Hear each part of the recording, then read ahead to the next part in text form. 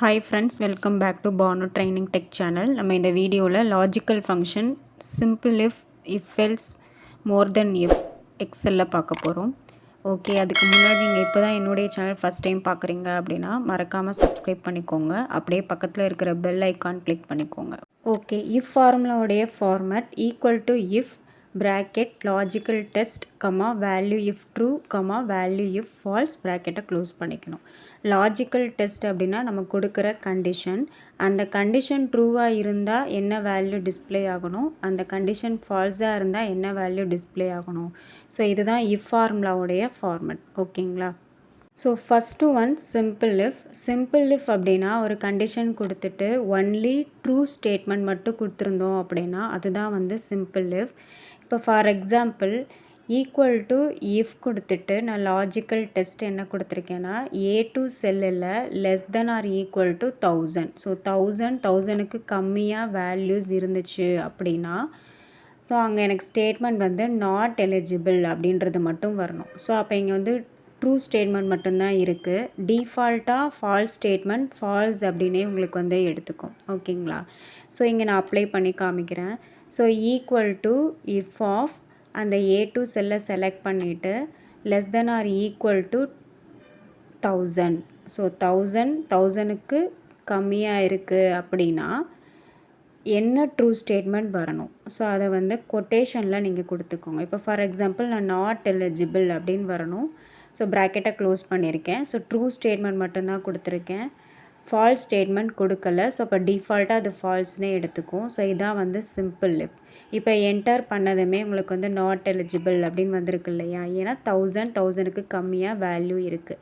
In case நான் இங்கே வந்து வேல்யூ வந்து சேஞ்ச் பண்ணுறேன் அப்படின்னா ஃபால்ஸ் ஸ்டேட்மெண்ட் எதுவுமே கொடுக்கல, அதனால் டிஃபால்ட்டாக இருக்கிற வேல்யூ உங்களுக்கு டிஸ்பிளே ஆகிருக்கு. ஓகேங்களா? ஸோ இதுதான் வந்து சிம்பிள் இஃப் ஃபார்முலா. ஸோ நீங்கள் கொடுக்குற வேல்யூக்கு ஏற்ற மாதிரி அவுட்புட் வந்து டிஸ்பிளே ஆகும். ஓகேங்களா? ஸோ நம்ம நெக்ஸ்ட்டு பார்க்க போகிறது if else statement. So if else அப்படின்னா இஃபில் ஒரு கண்டிஷன் கொடுத்துட்டு ட்ரூ ஸ்டேட்மெண்ட்டும் இருக்கும், ஃபால்ஸ் ஸ்டேட்மெண்ட்டும் இருக்கும். ஸோ அந்த மாதிரி கொடுக்குறது தான் வந்து இஃப் எல்ஸ் ஃபார்முலா. ஓகேங்களா? ஓகே, ஃபார் எக்ஸாம்பிள் இப்போது நான் இங்கே வந்து ஈக்குவல் டு இஃப் ப்ராக்கெட்டை ஓப்பன் பண்ணிவிட்டு ஒரு கண்டிஷன் கொடுக்குறேன்.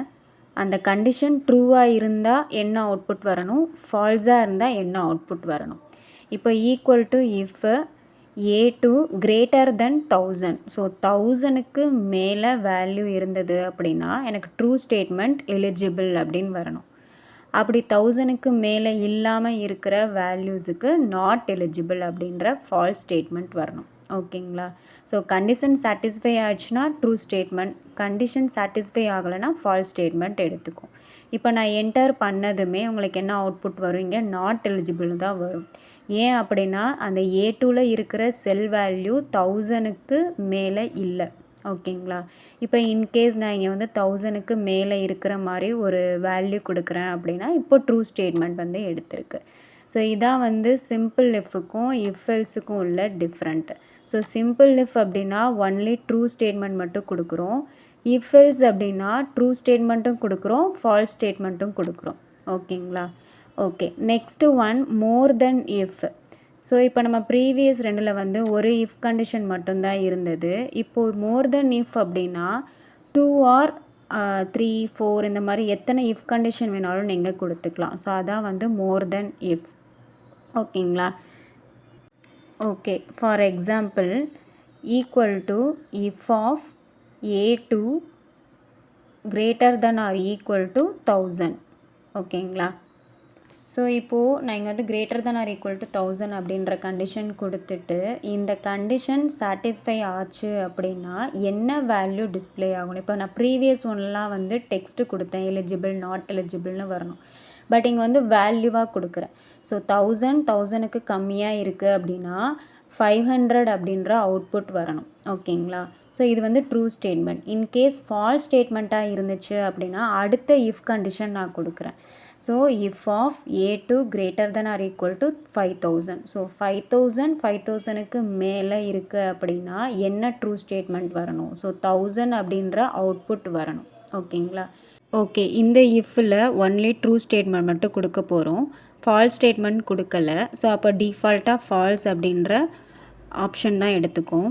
ஸோ இப்போ நான் வந்து ப்ராக்கெட்டை க்ளோஸ் பண்ணிவிட்டு என்டர் பண்ணிடுறேன். ஸோ என்டர் பண்ணதுமே அவுட்புட் வந்து ஃபால்ஸ்ன்னு வரும். ஏன் அப்படின்னா A2 செல்லில் வேல்யூ 1200ன்னு இருக்குது. நம்ம கொடுத்துருக்கிற கண்டிஷன் 1000க்கு கீழே இருக்கணும் அண்ட் தென் 5000க்கு மேலே இருக்கணும். ஸோ அப்படி இருந்தால் தான் என்ன அவுட்புட் வரணும் அப்படின்றது கொடுத்துருக்கோம். இந்த 2 கண்டிஷனுமே சாட்டிஸ்ஃபை ஆகலை அப்படின்னா ஸோ ஃபால்ஸ் ஸ்டேட்மெண்ட் தான் வரும். ஸோ ஃபால்ஸ் ஸ்டேட்மெண்ட் நம்ம எதுவுமே கொடுக்காததுனால அது டிஃபால்ட்டாக ஃபால்ஸ் அப்படின்றத எடுத்திருக்கு. ஓகேங்களா? ஸோ அப்போ ஃபால்ஸ் ஸ்டேட்மெண்ட் வர வேண்டாம், வேறு ஏதாவது அவுட்புட்டாக வரணும் அப்படின்னா நீங்கள் அந்த ஃபார்முலாவில் டபுள் கிளிக் பண்ணிவிட்டு ஃபால்ஸ்க்கு என்ன வேல்யூ வரணும். ஸோ வேல்யூ ஃபால்ஸாக இருந்தால் இப்போ நான் 0 அப்படின்ற அவுட்புட்டாக வரணும் அப்படின்றது கொடுக்குறேன். இப்போ நீங்கள் என்டர் பண்ணிவிட்டு பார்த்தீங்கன்னா 0 அப்படின்ற அவுட்புட் வந்து வந்திருக்கும். ஸோ இப்போ அந்த A2 செல்லில் நான் வேல்யூ வந்து இப்போ 6000 அப்படின்னு சேஞ்ச் பண்ணுறேன். அப்போது செகண்ட் இஃப்பில் வந்து 5000க்கு மேலே இருந்துச்சுன்னா வேல்யூ 1000 அப்படின்றது அப்டேட் ஆகுது அப்படின்னு நம்ம சொல்லியிருக்கோம். இதே இது வந்து 1000க்கு கீழே இருக்குது அப்படின்னா வேல்யூ 500 அப்படின்னு வரணும் அப்படின்றது கொடுத்துருக்கோம். ஓகேங்களா? ஸோ அதே மாதிரி கீழே இருக்கிற செல்லுக்கும் அப்ளை ஆகணும்னா ஜஸ்ட்டு செலக்ட் பண்ணிவிட்டு Ctrl+D கொடுத்துட்டிங்க அப்படின்னா ஃபஸ்ட்டு செல்லில் இருக்கிற ஃபார்முலா அப்படியே கீழே இருக்கிற செல்லுக்கும் உங்களுக்கு வந்து அப்ளை ஆகும். ஓகேங்களா? ஸோ இதுதான் வந்து லாஜிக்கல் ஃபார்முலா.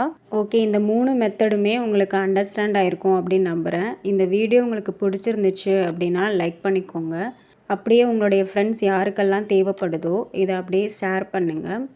அப்படியே என்னுடைய சேனல் சப்ஸ்கிரைப் பண்ணிவிட்டு பக்கத்தில் இருக்கிற பெல் ஐக்கான் கிளிக் பண்ணிவிட்டு ஆல்ன்ற ஆப்ஷன் கொடுங்க. அப்போ தான் நான் போடுற வீடியோ உங்களுக்கு நோட்டிஃபிகேஷனில் வரும். ஓகே, நம்ம நெக்ஸ்ட் வீடியோவில் பார்க்கலாம். தேங்க்யூ ஃபார் வாட்சிங்.